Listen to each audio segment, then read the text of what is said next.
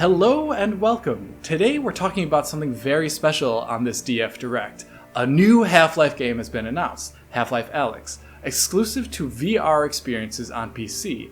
And this is a once-in-a-generation kind of thing, or at least once-in-a-decade kind of thing. So to talk about something so important, I'm joined by my friend and colleague, John Linneman. How you doing there, John? It's going pretty good, and it's great to be talking with Alex about Half-Life Alyx because it just makes sense to me.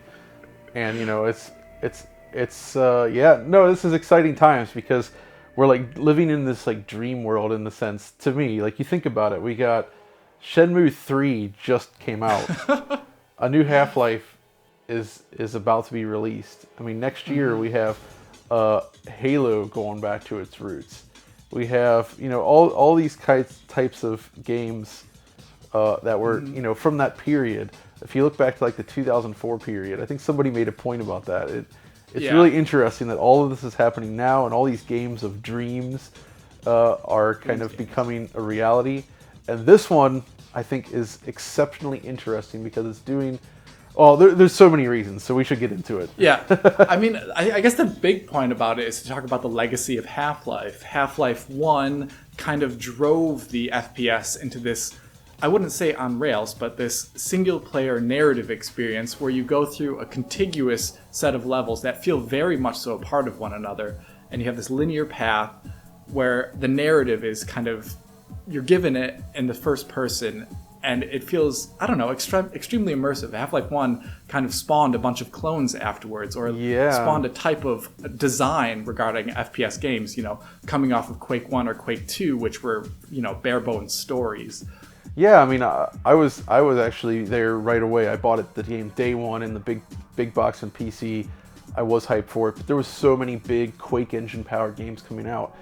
And these days, the old keycard style design feels fresh again, especially since it's been away for so long. But at the time, the Doom style of gameplay was genuinely, it was starting to feel dated, and people were looking for something more. And I think that's what Valve really delivered, was they were one of the first to really do this well. I mean, there was GoldenEye, which had its own different approach. And much respect to that. It's an impressive game in terms of what they're doing, but Half-Life was the first one that really tried to bring you into this consistent narrative that always pushed forward, and you've seen everything happen before you in real time. You always had full control of the character, and it was a monumental thing for the industry. It drove PC gaming to the next level. It sort of set the stage for what would come for the next decades, I'd say. Like, its influence was massive. And then Half-Life 2, which, is another kind of step forward in a slightly different direction. It was still focused on this first-person narrative, you have control in the cutscenes kind of thing. But it was at this time when computing power was getting much higher, and we could start having things like normal maps and more realistic-looking characters that would follow you around the screen with their eyes and talk directly to you. And also, of course, the advent of in-game physics in an extreme way, where the entire game's kind of design was based around the use of the gravity gun. Exactly. Which could manipulate the environment, and, it was incredible at the time, of course. And this is key, because, again, this was revealed at a point when the consoles were starting to they were feeling a little bit long in the tooth at that point. And the E3, even though the demo that was first shown didn't exactly materialize in the same way, it did give us a taste of what would eventually become the final game. And its focus on things like physics and the new advanced DX9 rendering, it was this first clear step of, okay, here's what we can do now with modern PCs that we just couldn't do before, and what doesn't really work well on consoles. I don't want to say consoles couldn't do it, because they did do it on Xbox. They did, so gosh. And it's impressive that it works as well as it does, but it was obviously a compromised version. But still, I think we're seeing this whole thing with Half-Life, where it's like Half-Life 1 is about this new cinematic approach, Half-Life 2 is about physics and the new source engine, and then you could argue that the episodes that followed, even though they directly followed from Half-Life 2's model, they were also trying to push this new episodic idea that was being talked about by everyone at the time.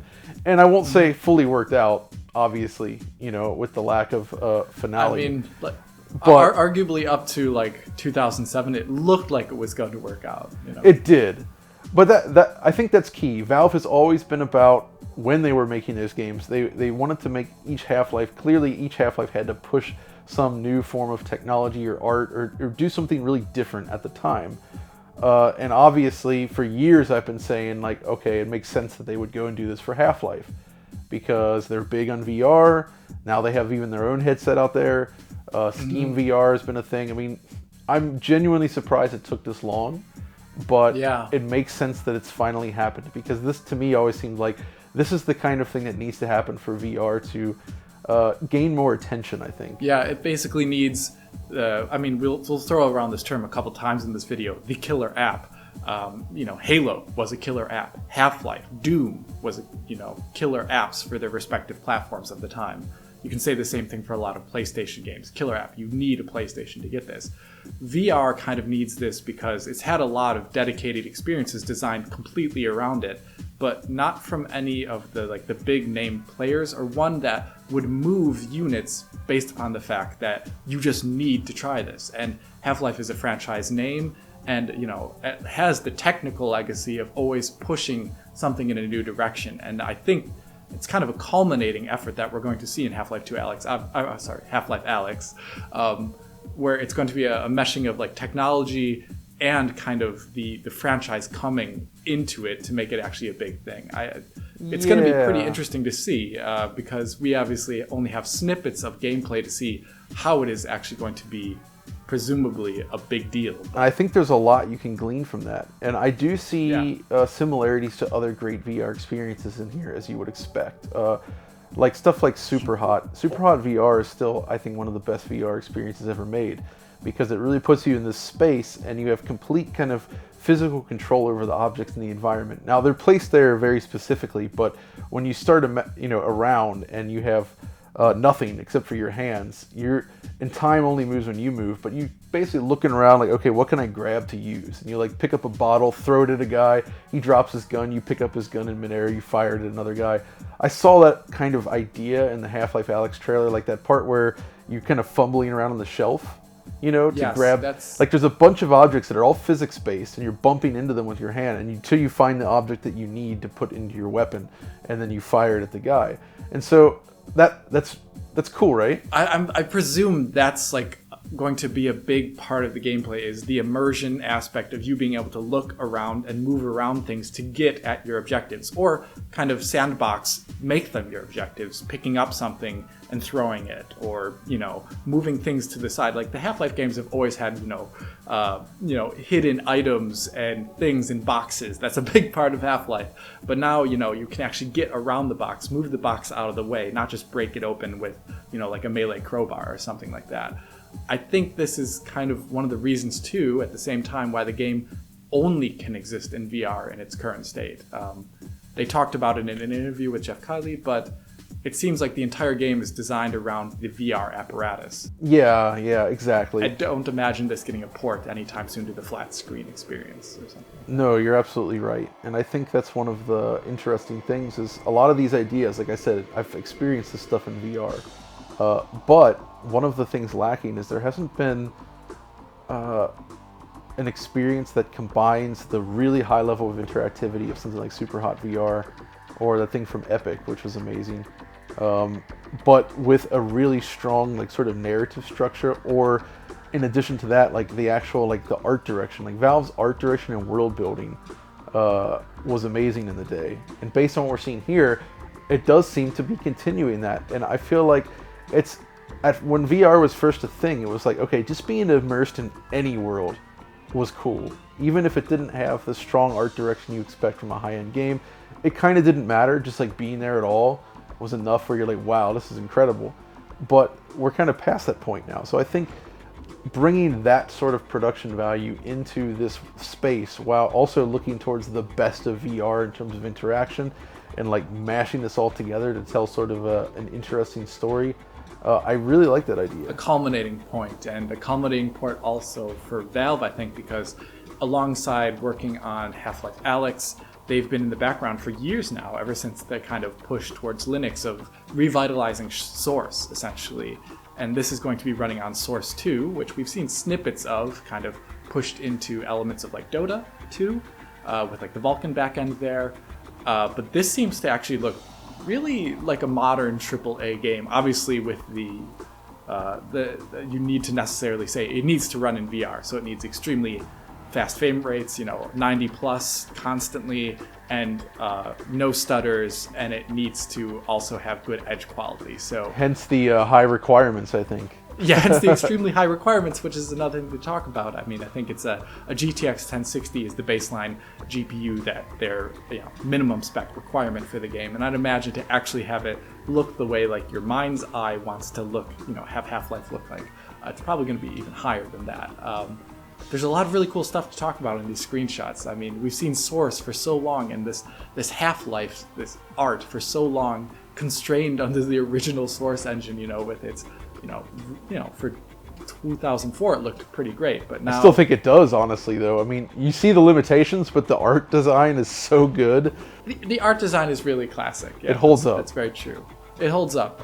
But seeing a game with like real-time lighting, so a Half-Life game with real-time lighting for the first time in a really long time, that I kind of sparkled my mind's eye there, my imagination, just about the kind of sorts of scenes we're going to see in the game. And things to notice, like on your hands, they have extremely high resolution shadows, which I immediately noticed, because that's something that a game like this, where you're constantly moving around the environment, having your hands touch things, if there's no like contact shadows, it's going to look rather awkward.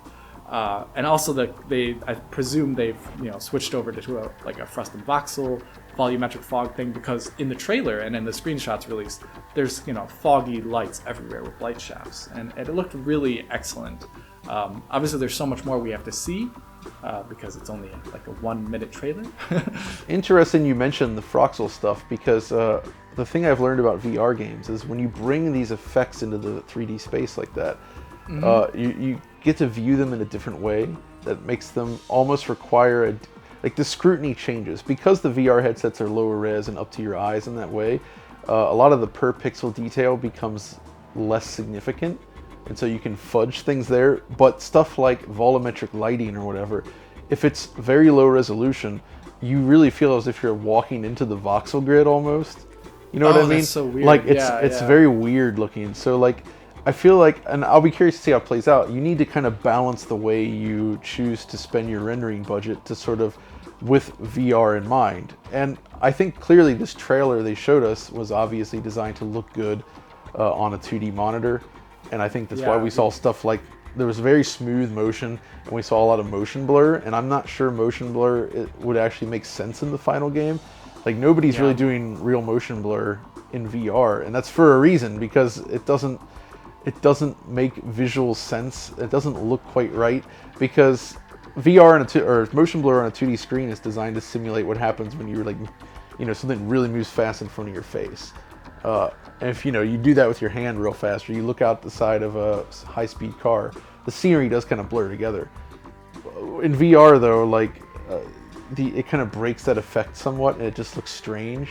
So I am kind of curious as to why some of those effects made it into the trailer. Like, are they going to try it anyway? Like, what's going on there? I'm very curious. I'm curious about that too. One of the things to think about is any post-process that just takes the last screen of the game and applies something to it is going to look really weird in VR, because it's 2D and a 2D overlay. Your screen doesn't notice it, but as soon as you have depth perception, the fact that it's just a 2D overlay should become really obvious. Oh yeah, especially and also some of the effects that have become common, like screen space reflections. Yeah. Due to the way those work, as you just move your head around. Because your head is rarely perfectly still, you're always kind of moving around. You're always seeing kind of things flicker around on and off out of your field of view, and it's very weird looking, I think, when it happens. So because they're so focused on the VR experience, I'm very curious to see how they balance their target for rendering to ensure that the experience feels really solid within the headset. Yeah, especially with that minimum requirement of a GTX 1060. We'll see how that obviously pans out. The game is more or less, it's already been played through. Jeff Kiley said he played the game from beginning to end already, so it's in a technical state where it's doable. I'm curious to see, I guess, how it runs in the end as well too, because It's going to be a Vulkan game, quite obviously. Source 2, which, I mean, we don't see very often game engines developed around extremely high frame rates. I mean, I think the last kind of one that we saw recently was like InTech. InTech push was all about always being really low frame rate. Oh yeah. I'm just kind of seeing how will Source 2 then apply to other products that aren't VR, because I'm presuming after this there's going to be something else, because the amount of hype generation that occurs when you announce a new Half-Life game, people are just not going to want to play Half-Life again in some capacity on VR. People are going to want to play it elsewhere. But I think the big point for this game is the fact that it is going to be a VR driver, and it's going to push that tech. And it does seem like they've said that it does work with all Steam VR headsets and such. So I am hopeful that I will just be able to use my Oculus Rift equipment, which it sounds like that will be the case. But I think this is also a case where like Valve needs to ensure, and it seems like that's what they're doing, that anybody that's invested in the VR space on PC can play this game, because this is a time where you do not want to fragment the market anymore. And Oculus is already kind of guilty of this with its own platform, even though it works very well. I feel like VR really needs to come together as much as possible to ensure that no matter which headset you've bought into, you can still play most of the games. Yeah, and it's kind of like to both ensure the fact that it doesn't always stay niche, or that the market doesn't disappear. I agree with you wholly. And it feels like Valve, given their stances in the past, it makes the most sense to push this out for every PC VR platform that they can. One thing that I've only played VR basically at your place, John, but they do kind of mention in a short snippet post about the locomotion that the game will use. Is there any way you prefer that the way locomotion should work in VR? Is there anything that you actually prefer there? Personally, for me, I really prefer the transport or the warping method, I guess, where you sort of point at an area and you sort of teleport over. It does feel a little weird in an action game, though, and I don't like when it's just hotspots. Like 4A Games did a game that was pretty interesting, but it was all hotspot driven, and that actually felt a little bit too constrained to me. But I do like this idea of warping to different spaces, and then once you're in that space, you're just free to kind of walk around inside of your physical space. You know what I mean? So that's the best for me, where it's like, okay, you warp wherever you want arbitrarily, and then once you've done that, then you just kind of walk around your space. Like, obviously you have to, how big your space is going to vary per person, but you need to have enough floor space to physically walk around, and then it feels very immersive. Whereas I feel like moving with the analog sticks never, especially if you're standing up, some people have managed to get over this, but for me it still does cause some motion sickness after a while. It's not very comfortable.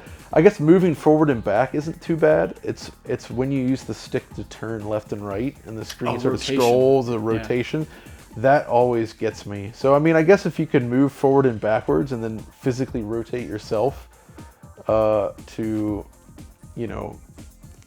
find yourself. But this, I actually haven't. This had me thinking about the Index.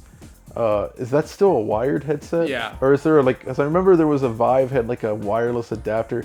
I'm just thinking, because my big problem right now with the old Oculus that I'm still using is the giant cable attached to your head.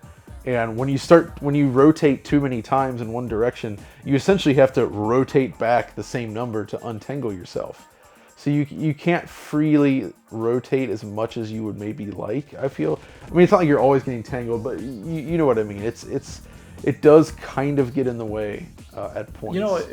It would be really interesting if this game's gameplay systems and its popularity push VR also in directions that it kind of always needs to have gone in, like wireless and kind of like less encumbering headsets. That'd be also a really kind of great thing out of this. I feel like the Quest is on the way. So the Quest from Oculus is fully wireless. It's a self-contained unit, but now you can plug it into your computer and get use all your PC power. If there was some way to wirelessly connect the Quest with your PC to use it, but then if you're actually not in front of your PC, it'll just use its own hardware. Like if the Quest was fully wireless in all modes, I feel like that would be the best solution. I don't know exactly how that works in terms of video streaming. That would be extremely, everyone kind of wants that, I think. you know, like, why don't we put this video streaming technology that Google and them are all investing into, put it into local use, like put it into something that we really care about like this. And I think like local VR video streaming was perfect. Extremely high bandwidth over your internet router or something like that, VR streaming, or even from some sort of local device, yeah. And, you know, the VR headsets themselves with the resolution, like there's still like artifacts are less visible than on a 2D screen anyway. Yeah. So hopefully it wouldn't be as distracting. I don't know, just thinking out loud. That's tangential to this, but you're right. I think this is the game that maybe will start helping people start thinking about these questions again, because it does feel like while VR hasn't died or anything, it has kind of, like it had its hype point and then it's kind of been falling down, even though it's still relatively well supported.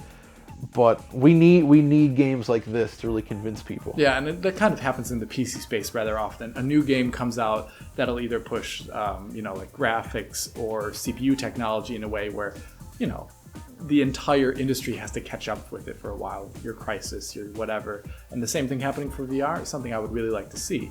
But I guess we're going to have to wait until we have more information on the game before it comes out, because we only have a set of like 6 screenshots and a 1-minute trailer. By the way, the G-Man looks excellent in this trailer. That's one thing I wanted to also say, is that they really captured that kind of malevolent evil that the G-Man represents, and I like that. Yeah, I agree. Really great looking character model.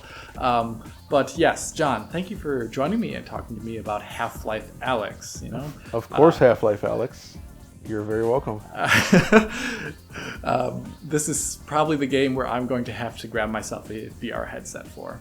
Honestly, I think you're going to have to. There's no way you can. You got to do it. There's no way I can. I got to cover it. So until then, though, I do hope you and the audience enjoyed this DF Direct video covering Half-Life Alyx and our impressions just from this initial viewing. Really cool stuff. And if you did enjoy it, well, hit that like button and subscribe to the channel. If you're already a subscriber, then please consider hitting that little bell in the corner to be informed as soon as Digital Foundry puts out a video. If you want to talk about John or me about Half-Life Alyx, or just how much you actually enjoy the Half-Life universe, write a comment below or follow John and myself on Twitter. And until next time, this is John and Alex saying Auf Wiedersehen und go watch DF Retro Half-Life and DF Retro Half-Life 2. Oh gosh, they're so good. Classic DF Very old episodes, but watch it.